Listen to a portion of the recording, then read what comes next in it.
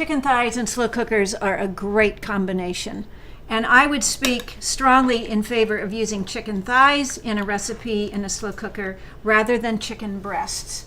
There's something about the kind of heft and body that a chicken thigh has that makes it respond extremely well to the slow, moist heat of a slow cooker.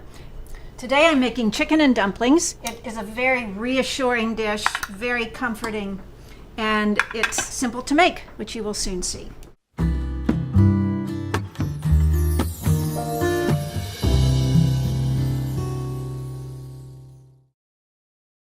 In with the last thigh, and I've been able to make a single layer. That means that all of them are touching the bottom and the side, which means it's really surrounded with good heat. Gonna add a little flavor. Start with chicken broth, mix in some salt, some pepper.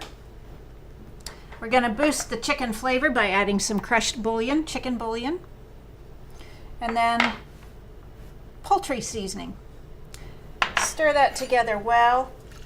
This will be your gravy. That's the flavor. Now we're going to add some goodness. Some chopped celery. And just scatter this over top. Use as much of it as you want. I'm gonna add some fresh carrots. And you see what we're putting together here. It's a meal in one dish.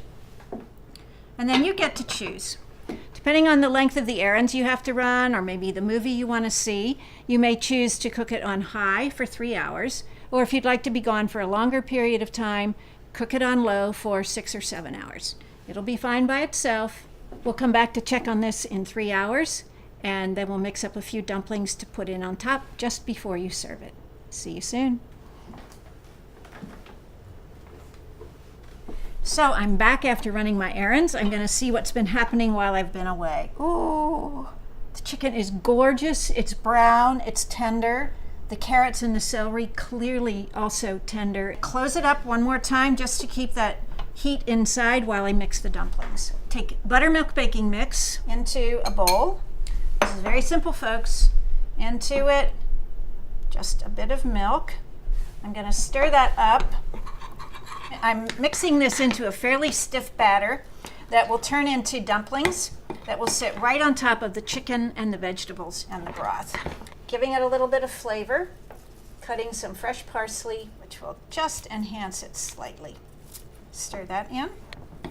And you see how stiff it's becoming and how it's starting to pull away from the side of the dish. That means it's really formed the kind of dough that you want to. And now I'm going to just pull off small little balls, about like this, and push them into the broth. So you don't want too much on your spoon at a time, about a $1/2 size. So we're going to make a kind of ring of dumplings the whole way around the outer edge. And once we've got that accomplished, we'll fill in the middle. Okay, pretty much cleaned out that dish. Lid goes back on. The dumplings steam for another 35 minutes on high, and when you come back, you're ready to eat. I am ready to dip into this stewy, filling goodness. The dumplings have set up. They've got a little bit of a crusted finish to the top, just as they are supposed to. So here you have it. I'm going to make an effort here to get a little dumpling, a little veggie, and a little chicken all in one bite. You know what? This is like Thanksgiving any day.